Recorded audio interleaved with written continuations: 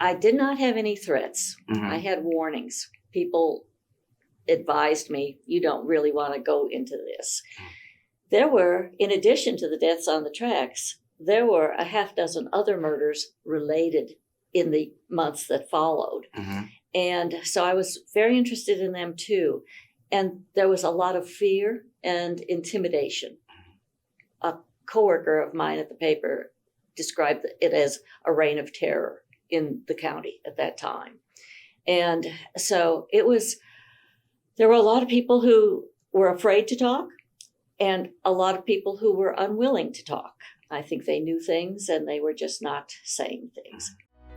Hello, I'm Derek Cash with the North Little Rock Public Library System and want to welcome you to Meet the Author. On August 23, 1987, the bodies of 16-year-old son Don Henry and 17-year-old Kevin Ives were hit by a freight train in Alexander, Arkansas. The deaths were initially ruled an accident. However, upon a second autopsy, it was ruled as a probable homicide.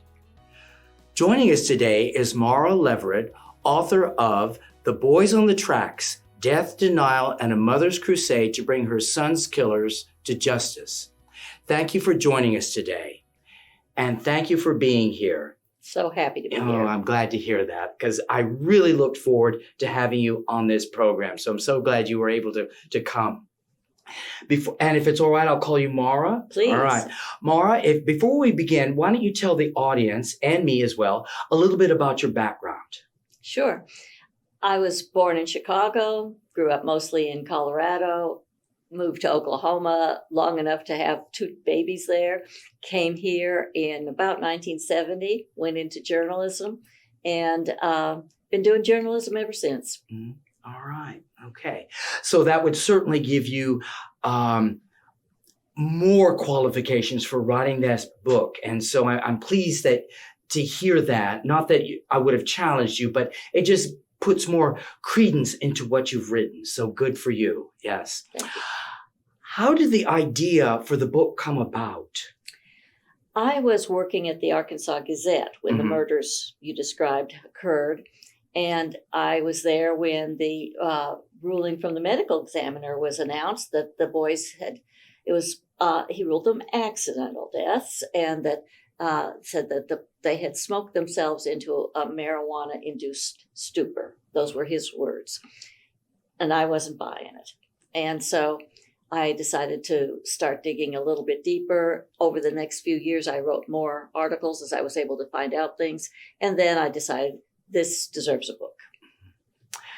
Now, because you deal with a lot of characters who are basically criminals in your book, were there any difficulties in your research, getting information, any threats, any things that you just had to kind of work around because you couldn't find information to put this book together? Well, there are still some things I'd like to know. Mm-hmm. Questions I could not get answered, but I did not have any threats. Mm-hmm. I had warnings. People advised me, you don't really want to go into this. There were, in addition to the deaths on the tracks, there were a half dozen other murders related in the months that followed. Mm-hmm. And so I was very interested in them too. And there was a lot of fear and intimidation. A coworker of mine at the paper described it as a reign of terror in the county at that time. And so there were a lot of people who were afraid to talk and a lot of people who were unwilling to talk. I think they knew things and they were just not saying things, saying what they knew. But on the other hand, I filed a Freedom of Information request with the FBI, and that took me years of a battle to really shake something from the FBI. But by keeping at it, I got a lot. Okay. As I was reading your book, it was just amazing. As the story developed, I began to wonder if anyone ever said anything that was true. You would believe this person, like let's say Mr. Harmon, and think, oh, he's on their side, and find out he's not, and just, it's not really a question, but more or less a comment. And wondering if you could maybe comment on what I've just said, because it just seems like I didn't know, when will this change? How many pages later will I find out, now this is a lie? Yeah. Right. And that is the story. I based, as you know, Derek, I based that book on the mother of one of the dead boys and her fight to find out what was true. At first, she thought that what the medical examiner said can't be right. They do the second autopsy, and it's not. They find the second autopsy out of state finds evidence of a stab wound to the back of one boy, and a crushing blow to the other, and to his head, neither done by the train. And so she's slowly piecing together, well, that wasn't true, and that wasn't true, and she's working really hard on it. She started off a very pretty naive, happy young mom, and she had to become pretty hardworking, and she was deeply betrayed along the way by a lot of people who were not telling her the truth. Your comment on that, I was thinking about how hard it must have been for you to write this book, but by saying that, you realize how difficult it was for her. Can I trust anybody? And just finding out something new that you didn't even know before, and just how much it must have. I'm amazed she survived is what I'm going to say. She died a couple of years ago, never having gotten the answers that she was wanting. But I'll say this, and this is something many people ask me. I'm contacted by a lot of people who have problems with investigations that have happened in their lives. And what Linda Ives did, which was so smart, was she turned the bedroom of her dead son into what she called the war room. She just started keeping records. I called this person today. They told me this. I called. And when I saw that she had kept such careful records herself, I thought, I've got to start here. I can work with what she's done, and I can take it further. And so that record keeping in the midst of grief and tragedy is unique. But anybody who's trying to figure something out, that's how you got to do it. Yeah. What would you say this story tells you about Arkansas law and order and politics? Because politics plays a big part in this. That's exactly right. I'd say that we've got some serious problems in a lot of places. We've got great law enforcement people all through the criminal justice system who are really, really good, honorable people. But like everything else, we got some places where it's not that way. Saline County, especially at this time, was not good. And the fact that these murders occurred 35 years ago, a long time ago, a lot of murders, we're talking almost 10 murders in a small county and a small amount of time, unsolved to this day. And then we find out that Dan Harmon, who you mentioned, ends up being involved with the drug scene, going to prison for his involvement in that. And he was deeply involved in supposedly investigating those things. So you would think at some point somebody would say, let's start over. Let's just start with a clean slate, and really, there's no statute of limitations on murder. We could do it, go in and reinvestigate cold cases, get this figured out. There's never been any will to do that. Okay. That's a tragedy. It really That's is. the politics. Yeah. Okay. I'm going to change, because the questions I've asked you are just general, not necessarily philosophical, but about general broad terms. I want to narrow in on Dr. Malik. What did you think of him? Well, Dr. Malik was the medical examiner. He was controversial before these murders even occurred because he had given some death rulings that were very, very, that didn't make sense to a lot of people. And then he comes up with the marijuana-induced stupor business on this one. The other second autopsies challenged that. And he was arrogant. He was arrogant whenever he was asked to talk about it, and would get angry, and he mistreated the people who were trying to figure out, well, why would you say that? And so it bothers me that he was kept in office as long as he was. You rarely hear about people, ordinary citizens, protesting outside the Capitol about the medical examiner. Get rid of the medical examiner. I've never heard of it. No, but there were people protesting Malik staying in office. They wanted him out. That's almost unheard of. And so he was not a good medical examiner, and yet the medical examiner is so important. Was it a murder? Well, that means it's a crime. Yes. But if it was just an accident, no problem. Yeah. I mean, as far as the law is concerned, or suicide. So these are crucial rulings, and you have to have somebody excellent, and he wasn't. He was far from that. Yeah. You didn't bring it up, but I was hoping in a way you wouldn't. Governor Clinton I got the impression he doesn't look good in this book. And I'm not asking you to get involved in politics, just strictly according to what you were investigating. Would you be willing to comment on what you feel or what you think about maybe any role or anything like that? That's an important question to me, because he was in charge. He could have fired Dr. Malik. And Exactly. That's why I brought it up. Yeah. Exactly. He could have, and he didn't until just before he announced his candidacy for president. That doesn't sit well with me. On the other hand, whenever I talk about this, I make a big point, which is when you have this much ambiguity, uncertainty about a crime, a big crime like this, several big crimes, and they are unsolved, it's rife for rumor, rife for speculation. The title of my book, The Boys on the Tracks, has been co-opted by people who are opposed to President Clinton to say that he was involved with the murders.